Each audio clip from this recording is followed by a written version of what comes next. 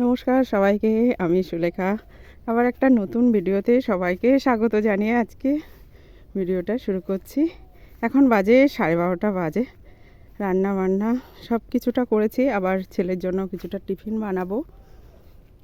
তাই জন্য ভাবলাম অনেক দিন মাঠের দিকে যাওয়া হয় না, বৃষ্টি হয় আবার রৌদ্র হয়, ওই জন্য আর যাওয়া হয় না। তা ভাবলাম আজকে একটু ঘুরে আসি এখন একটু, তাই জন্য যাচ্ছি। এতক্ষণ রৌদ্র ছিল, আবার মেঘলা হয়ে গেছে। আর এই যে আমাদের নেট দিয়ে ঘিরেছে, এটা হচ্ছে এখানে ফুলের চারা, মানে বীজ ছড়িয়েছে আর কি। ওখানটা ওরকম ফাঁকা হয়ে গেছে কেন? মানে ফুলের চাষ হবে, তার জন্য চারার দানা আর কি ছড়িয়েছে।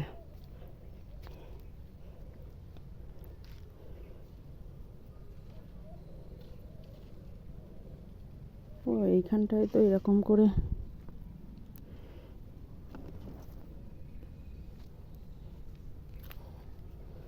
বৃষ্টি আসলে যদি ক্ষতি হয়, তাই জন্য মনে হয় এরকম টানিয়ে দিয়েছে।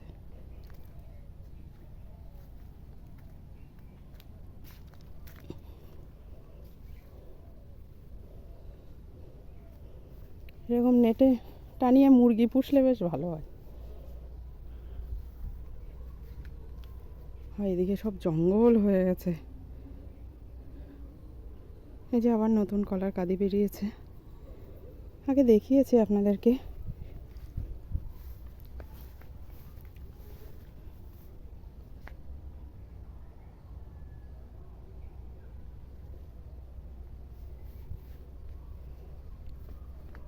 এই একটু যাই, পাট ক্ষেতটা দেখে আসি। এই যে দূরে আওয়াজ শোনা যাচ্ছে না, স্কুলের সব বাচ্চারা আওয়াজ করছে কেমন। তবে এখানে তো অনেক ঘাস। এই যে পাশে একজনেদের জমি, এটা কীরকম ঘাস হয়ে আছে, কে কেটে কেটে নিয়ে যাচ্ছে ঘাস।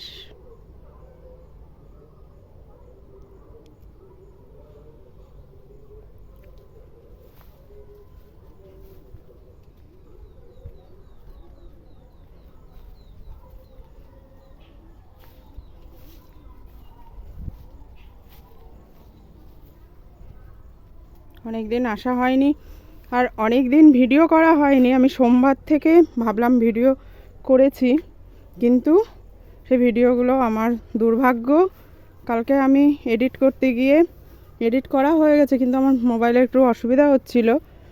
আমি ছেলেকে বললাম, মানিক একটু দেখ আমার মোবাইলটা কি সমস্যা হচ্ছে। ও দেখতে গিয়ে সমস্ত ভিডিও আমার ডিলিট করে দিয়েছে। কিছু কিছু রান্নার ভিডিও আমার ছিল, সেগুলোও পর্যন্ত ডিলিট হয়ে গেছে। কত আমার ভালো ভালো মেমোরি ছিল, এমন জায়গা থেকে ডিলিট হয়ে গেছে যে সেগুলো আর নিতেও পাচ্ছি না। কোথা থেকে কিভাবে হয়ে গেল, ছোট মানুষ আর কি করা যাবে। ওই জন্য ভাবলাম আজকে একটু ভিডিও করি। কি আর ভিডিও করব, ভালোও লাগছে না। ভাবলাম বন্ধুরা একটু মাঠ দেখতে ভালোবাসে, তাই জন্য একটু মাঠ ঘুরে দেখাই।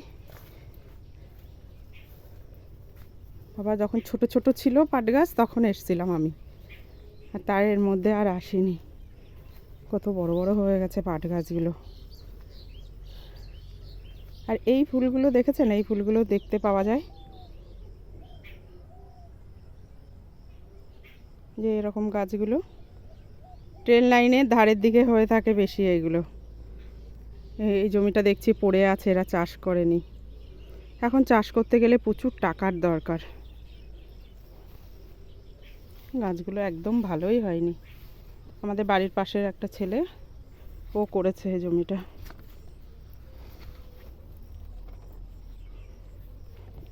সব পোকা লেগে গেছে।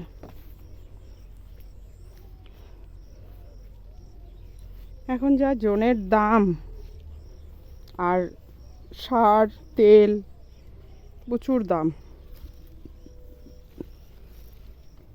এইগুলো ফাঁকা ফাঁকা হয়েছে বলে এই পাটগুলো কেমন মোটা হয়েছে, আর ভিতরের পাটগুলো দেখেন কেমন হয়েছে।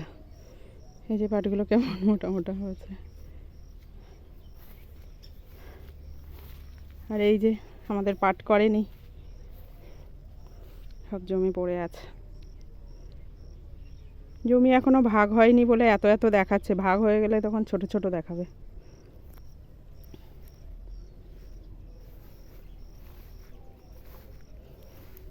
দেখছি ঘাস কাটার লোক মনে হচ্ছে কমে গেছে, ঘাস কাটতে আসছে না কেউ। পাট করেছে অল্প কটা, ও জিনিস থেকে পাট করেছে এখানে, আর এগুলো ধান করবে, নিচে দিকে ধান করেছে করে।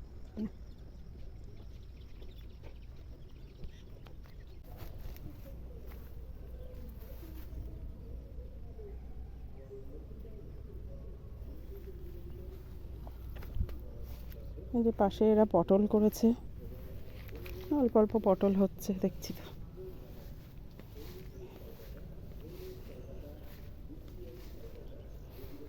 পাটকাঠি দিয়ে কি সুন্দর মাচা তৈরি করেছে।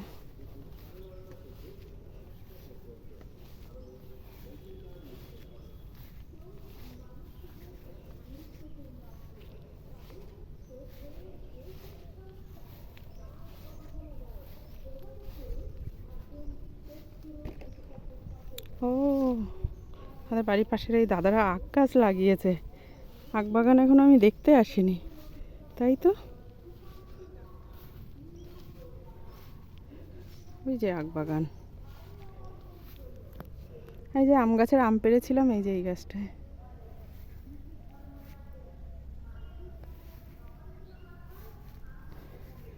এই জমিতেও তো দেখছি অনেক ঘাস।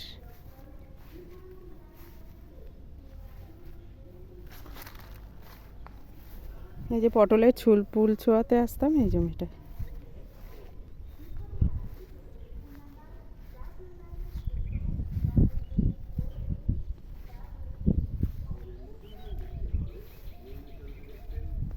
তোমার আখ বাগান দেখতে আসলাম। ভালো বড় বড়, ওই তো আখ খাওয়ার মতো হয়ে গেছে, চুরি করার মতন হয়ে গেছে।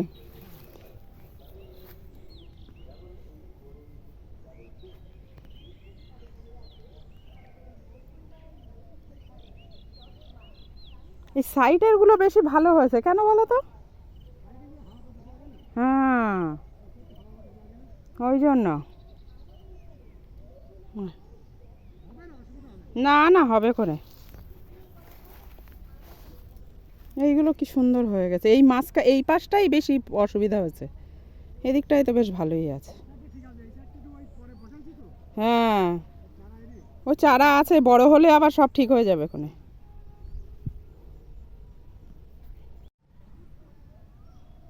দেখেন কি সুন্দর।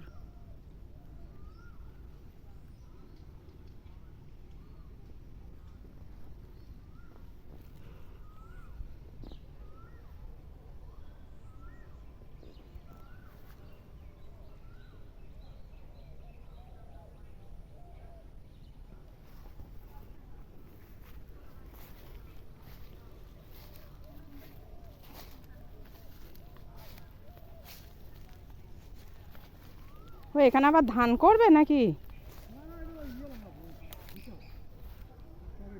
তো ধানের চারা বসিয়েছ? ও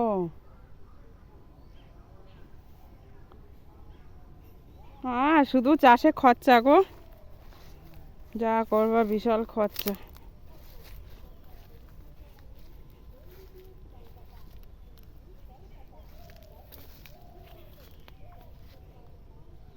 গোড়ায় আবার মাটি দিতে হচ্ছে।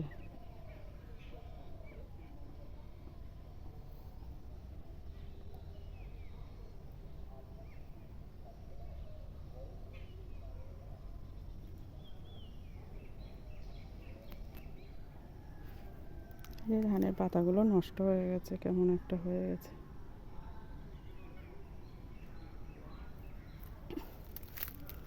এই যে চলে এসছি আমাদের লেবু বাগানে। লেবু বাগানে একটা লেবু পর্যন্ত রাখি নাই, দেখেন। এই পাশে আসার মতন না, গড়গোলে সাপ। এই যে তাল গাছে কালো কালো হয়ে গেছে তাল, দেখা যাচ্ছে, আমি তো দেখতে পাচ্ছি না। এই যে জঙ্গল, এই তাল গাছের গোড়াতে তাল পাওয়া যায়, এখানে পরিষ্কার করতে হবে, তবেই তাল কুড়ানো যাবে।